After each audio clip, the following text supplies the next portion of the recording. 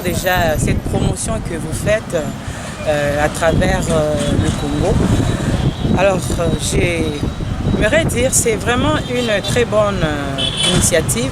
Sinon on ne peut pas prendre ça dans l'image d'un cadeau qu'on fait à la RDC, pas du tout.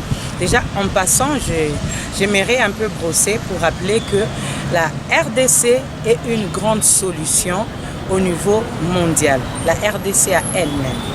Pourquoi? Parce que, comme vous le savez, peut-être par information, l'Afrique en entièreté, dans sa globalité, ne présente que 4% d'émissions de gaz à effet de serre au niveau mondial. Mais par contre, l'Afrique subit ce que le pays développé émette comme gaz à effet de serre.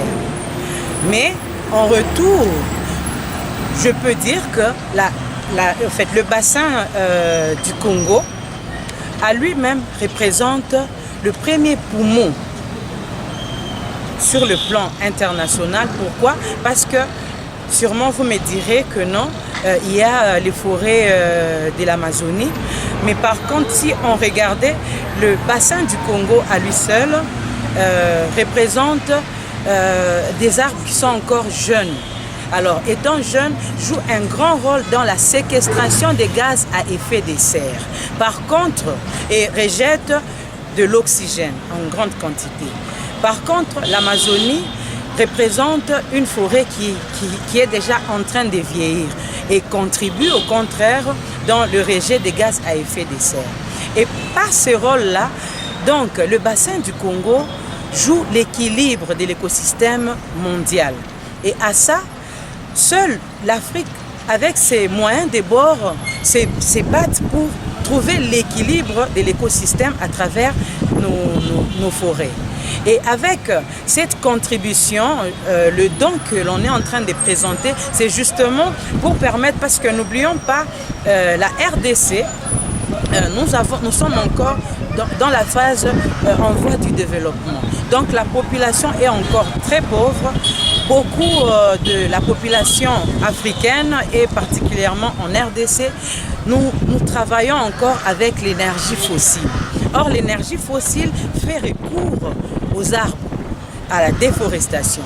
Et ainsi, en même temps, il nous est demandé de lutter contre la déforestation, mais comment penser à cette communauté-là qui ne vit que de la déforestation?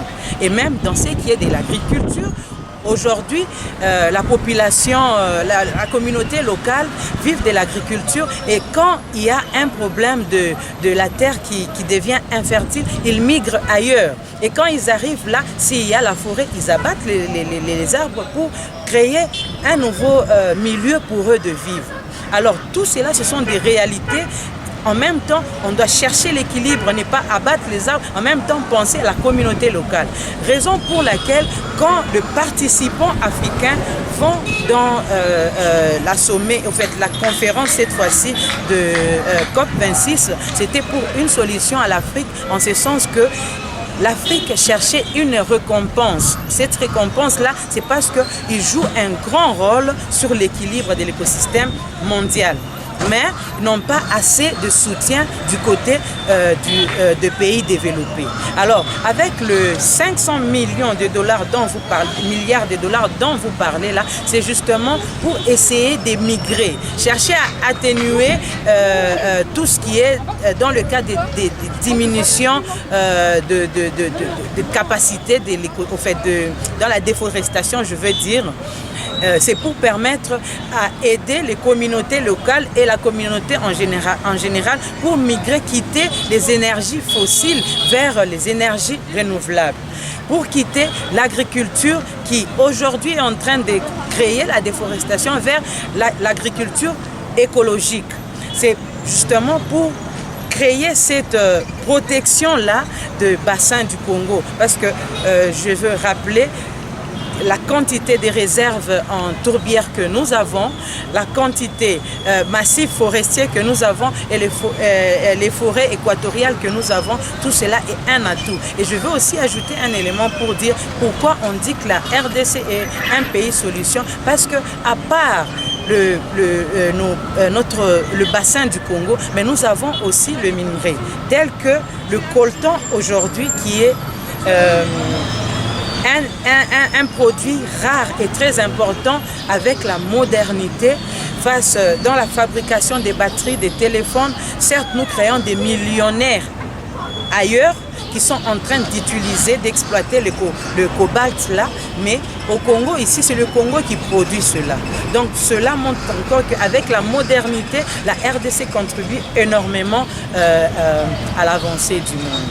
Maître, et cet argent-là, c'est pour aussi encourager les jeunes entrepreneurs et dans l'investissement à travers l'agro-business, l'agronomie écologique et la création d'entreprises vertes. Merci pour la question. Qui est en même temps une question piège, parce que déjà, moi je ne suis pas dans la gestion de cet argent-là, mais plutôt on sait que je sache, parce qu'il y a ceux qui murmurent pour dire est-ce que ça sera l'argent qui sera attribué aux communautés locales pour éviter la déforestation et comment. Moi je pense que cet argent-là va servir vraiment à lutter contre l'atténuation, donc pour l'atténuation dans la déforestation. Comme j'ai dit, à créer d'abord des entreprises vertes et en même temps à migrer de l'énergie fossile vers l'énergie renouvelable, telles que les éoliennes, telles que la création de barrages de Inga à lui-même. Une fois que c'est placé le décor, le courant qui sera produit à travers Inga peut alimenter autant de pays, voilà, pour migrer vers l'agriculture écologique, voilà. Et je pense que cet argent-là va servir dans ce cadre.